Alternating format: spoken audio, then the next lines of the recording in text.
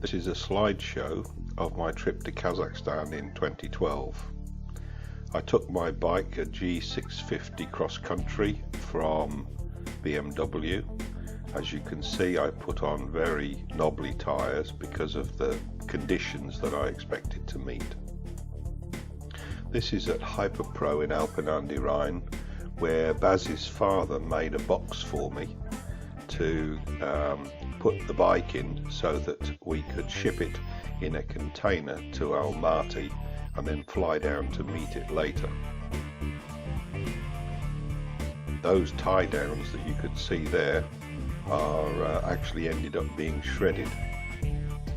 This is at Main Port Forwarding in Rotterdam, where we were loading the container into, with all the bikes, because I was shipping with Allroadmaniacs, and that's actually my box, first in, last out, unfortunately. This is the Sunday where everybody turned up to get their bikes crated. My aircraft waiting to fly to Kiev from Schiphol, and this is eventually in Almaty. That's the hotel, and I think the next is my room. Very, very basic. That window was always open as there was no AC. Just opposite the hotel was the Green Market, which is why we stopped there. It was quite interesting to walk around. Very, very big covered market. There's some of the group that I was with. These three were the ones I travelled out with. This is the food hall. You could actually get into trouble for taking photographs in this hall, and some of the other people did. We took a cable car up to a place called Koktobi, which is in the hills to the south of the city. Here we could get a really nice view over the city itself, and in this particular image, in the centre distance, you can see an Olympic standard ski slope. There's also statues of the Beatles. There was a photo opportunity for myself and one of the other guys. I forget his name now. This is a mosque near the hotel. It's quite impressive. Very nice archway entrance into the door. The door into the thing. There's me to give you a scale. We took a walk around the city at various parks. This is the British University. That's a Russian cathedral, and lots of statues here to commemorate the conflicts that have gone on. That's actually a church, all made of wood. As you can see, the Soviet emblem is everywhere.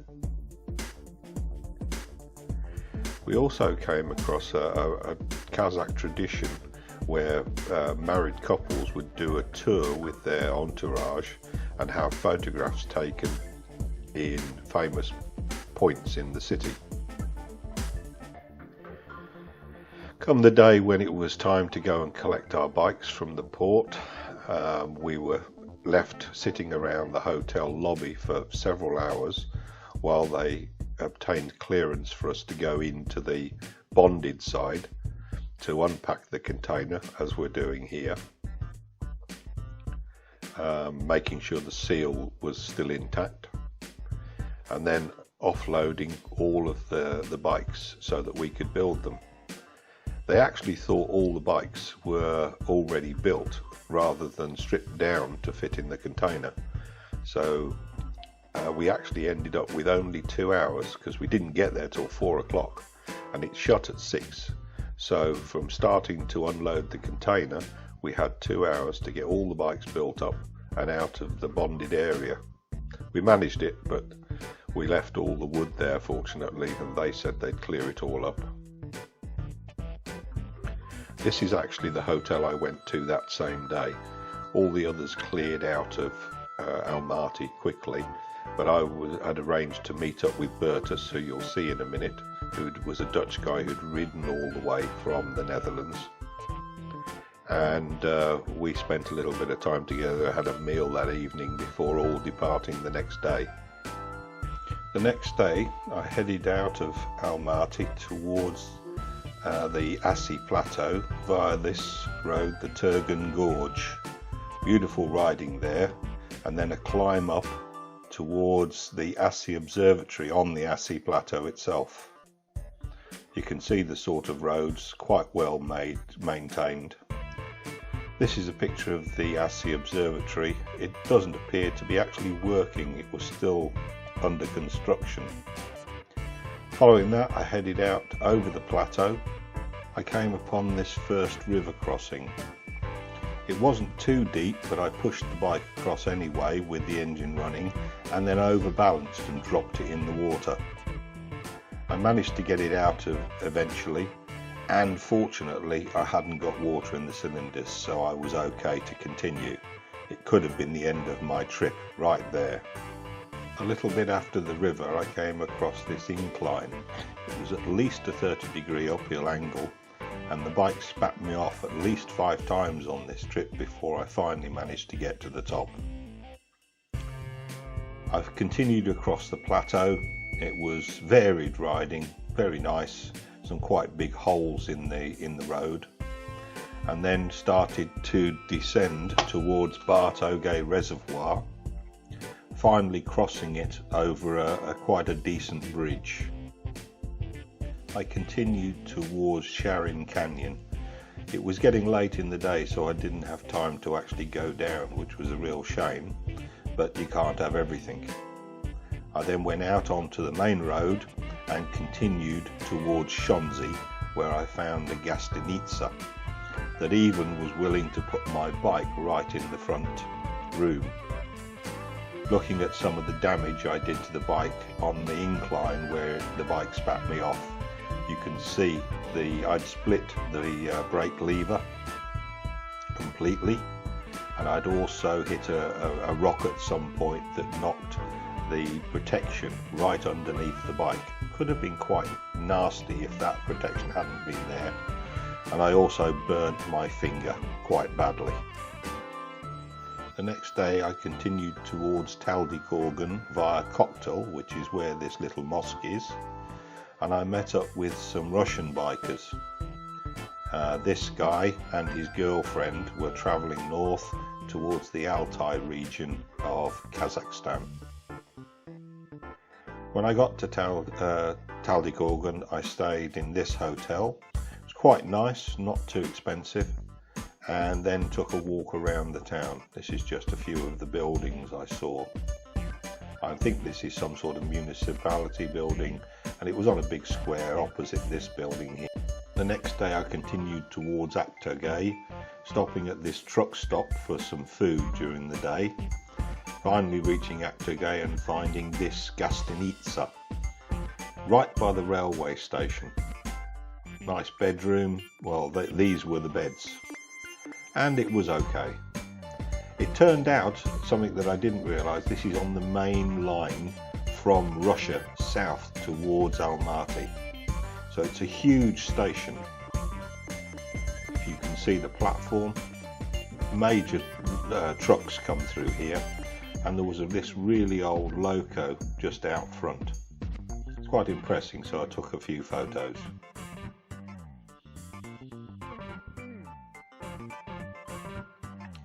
Leaving the Aktogay the following day, I actually met up with this other British biker who was with a group travelling to Magadan.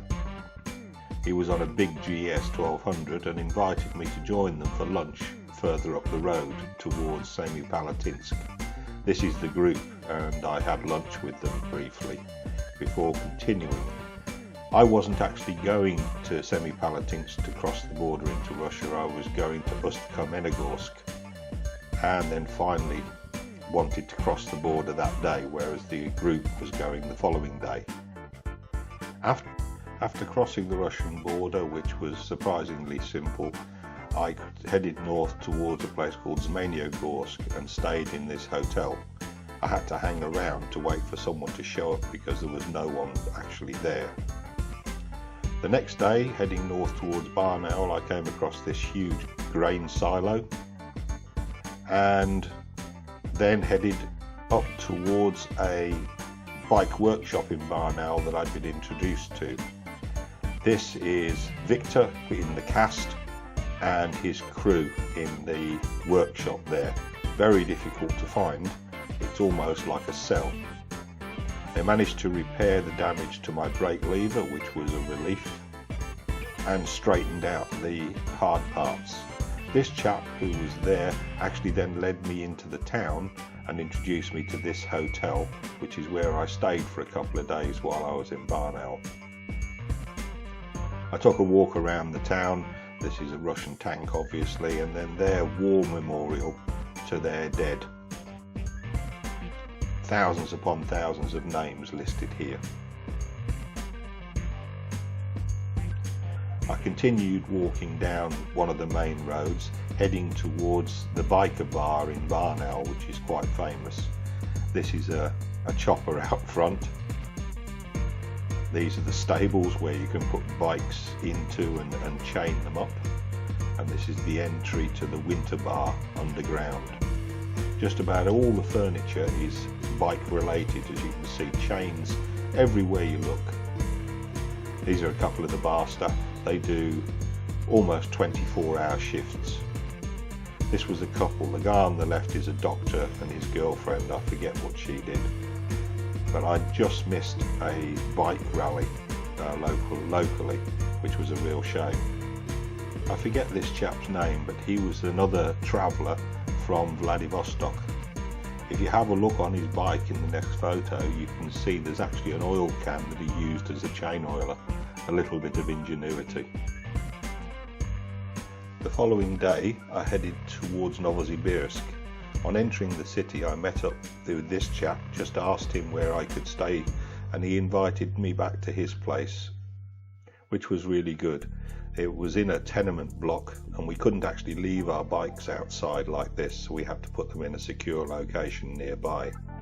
This is what the tenement looked like. I guess it's what the Russians call the projects. Anyway, this is it at night. It looks quite scary if you wanted. And below the apartment block, sort of in the area, is this orphanage right below. I then moved on towards Omsk and stayed at this hotel. There's a river in Omsk, I forget the name of it, but people use it as sort of a beach and swim in the river and sunbathe on the sand. It's actually quite a pleasant place to walk around. I had a look all around the parks, etc. Some quite impressive architecture and statues nearby.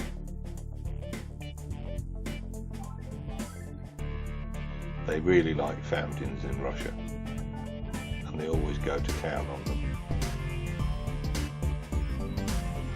I left Omsk after one night and got on the road towards Petropavlovsk back into Kazakhstan, which was west. The road was empty, the border crossing was simple, and I met up with some people there near the hotel I stayed at. Look at the nails on this lady, she's actually the bar owner.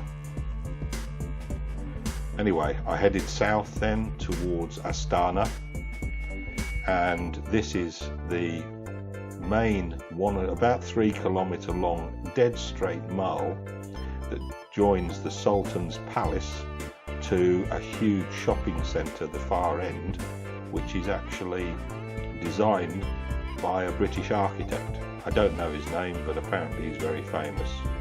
All these artifacts are in this line, and that is a huge tower. There was a big queue, so I didn't bother to go up to this. I'm not sure if it's just a telecom tower or whether it's actually just an artifact.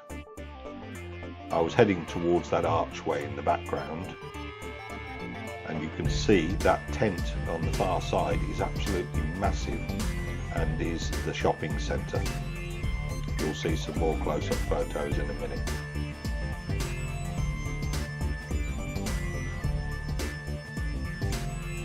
You can tell the distance more easily in this shot. Again, lots of fountains, lots of architecture.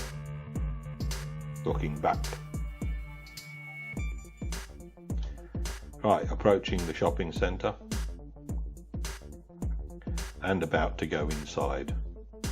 You'll see a picture in a minute of what it looks like, where they're surrounding it with hotels and apartment blocks and joining it all up. This gives you an idea of the scale inside. They even have their own little monorail riding around the top part that you can go on. There's one of the cars.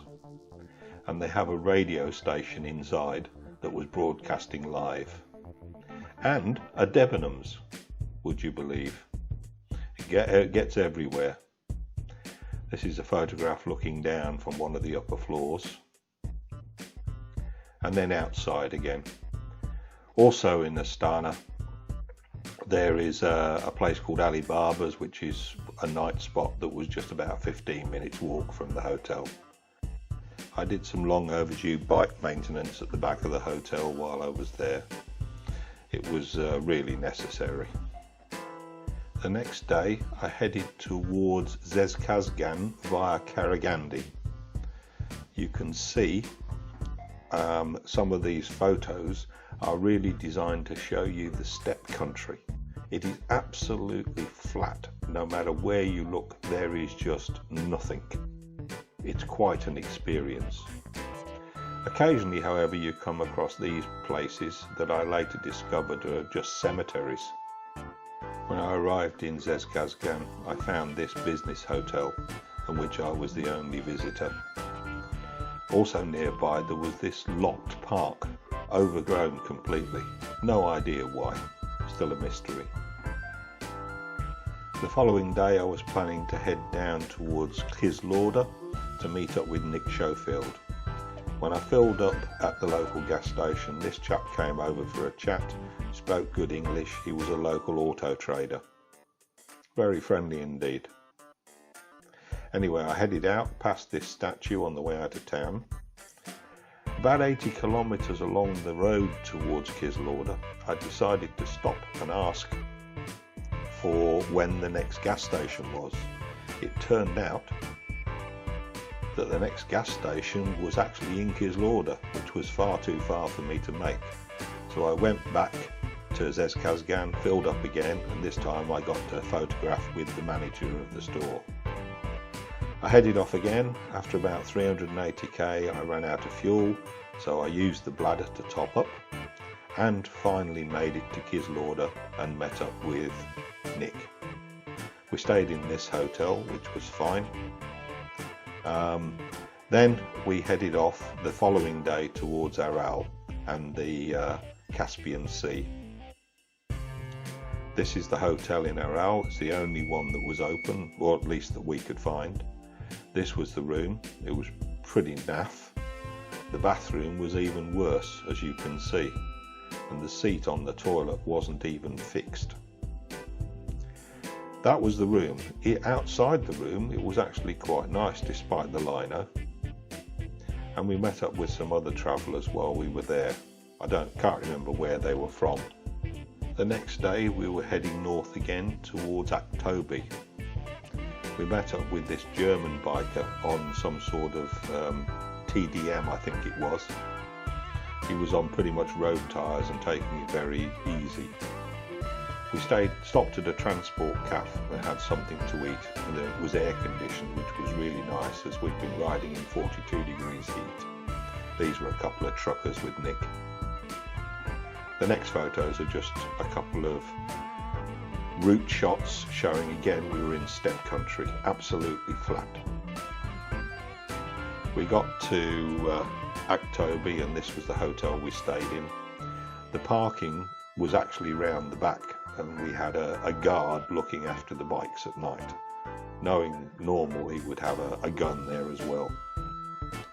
As we left Aktobe the following day, heading south towards Atirau, we came across this aircraft park.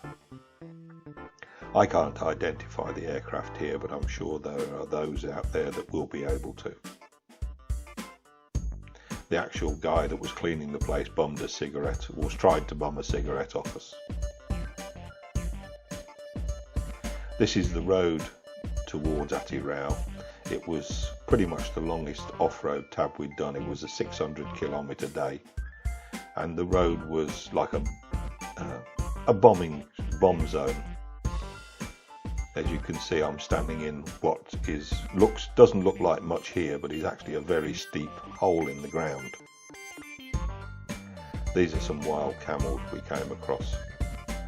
One of them with their young, must be quite young. You can see Nick in this next shot.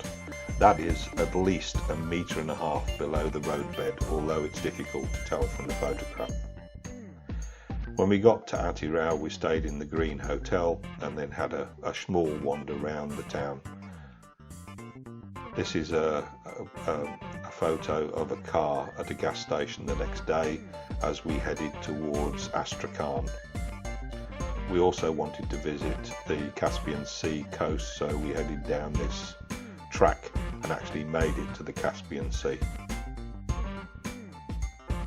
It was very muddy, so we actually had to hold the bikes up the whole time, otherwise the side stand wouldn't, it would just fall over.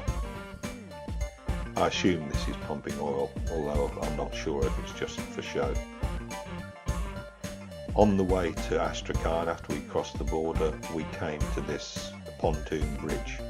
There was actually a chap in the middle of this bridge welding, repairing it, and cars going either side. This is the Palace Hotel that I stayed at in Astrakhan.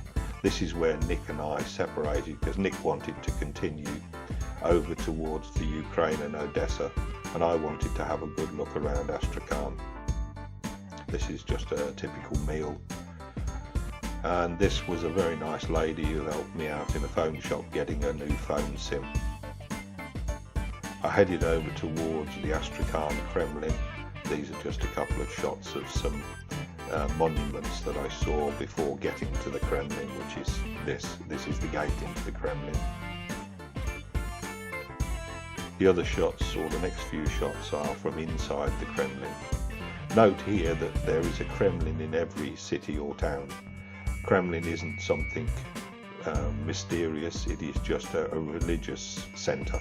It is actually sort of a church, if you want.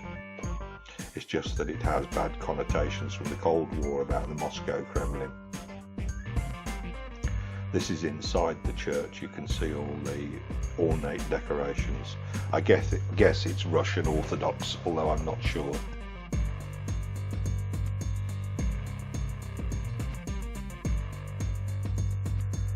The next shots just show some of the walls around and the gallery walls. I don't know why they're like this, but they were in pretty poor state. I don't know if they were actually being repaired. I think they were. Outside, I walked round the Kremlin and came across the typical Lenin statues.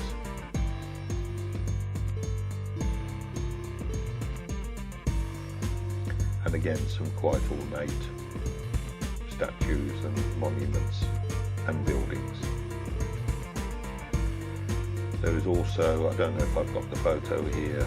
Yes, I do. Well, there's the river. And an electric car that ran up and down the river. And then there was this building, very nicely coloured, with quite an interesting fountain outside, as you can see.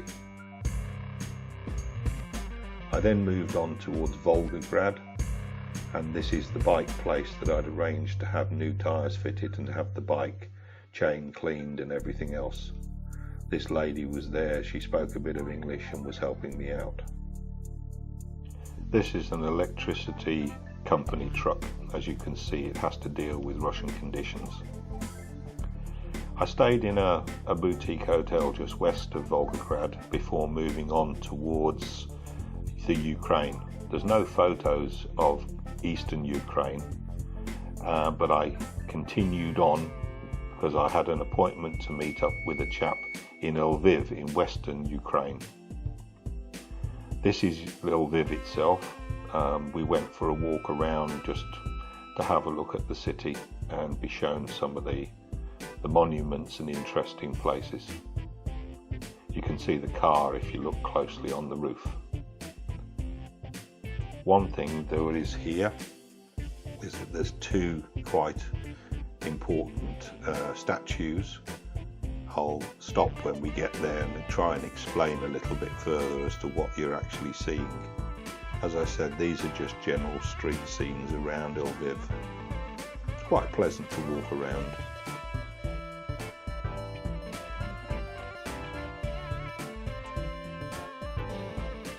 There's me in front of the Opera House. This is a restaurant. That's the tower we climbed up to get the overview shots. And these are some of the galleried walls around the city, of which they utilise again. They got this sort of restaurant cum bar right at the foot. This is an interesting statue. It's actually one of a soldier that was actually cut down and turned into a statue of a poet. You can still see the soldier's boots. And this is the horse. This is a meeting point for Lvivians, for want of a better word, where they just say, we'll meet you at the horse at a given time. This is the place where my friend lives. This is him and his off-road bike. He actually does a lot of off-roading in Ukraine. This is his young son, quite a nice little lad. I ended up reading him a story, or rather just explaining to him some pictures in his picture book. After Lviv, I headed across into Poland and headed to Auschwitz-Birkenau. This is the hotel I stayed at, and they had a nice garage where I could park the bike. This is the entry to Auschwitz 1. Arbeit macht frei. Work sets you free. I took a lot of photographs in Auschwitz and Birkenau. I've put a few here. It doesn't really do it justice. It's really a large place and very eerie. Although to me actually it was not as eerie as another camp I'd been to see, Treblinka, up in northern Poland, just north of Warsaw. These are all artifacts, by the way, that had been taken off people that had died there, or been killed there, should I say. These are all their cases, shoes.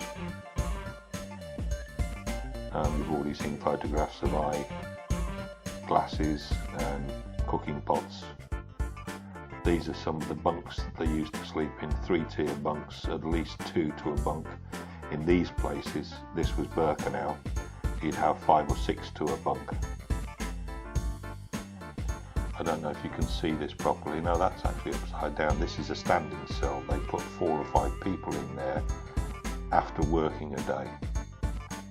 This is sort of all the people, particularly from the Netherlands, that died there. Again, some more images of the buildings. You notice that these fences are electrified.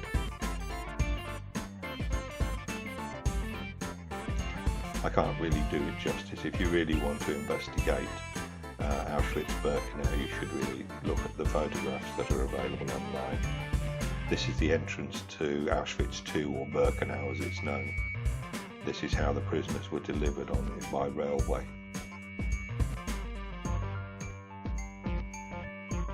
This is actually the extermination part. All these destroyed buildings here, these are the gas chambers where people were murdered. And towards the end of the war, the Germans actively destroyed, or tried to destroy, all trace. After Poland, I crossed into Germany to visit Waltersdorf, where my father was from. This is the hotel I stayed at in Waltersdorf.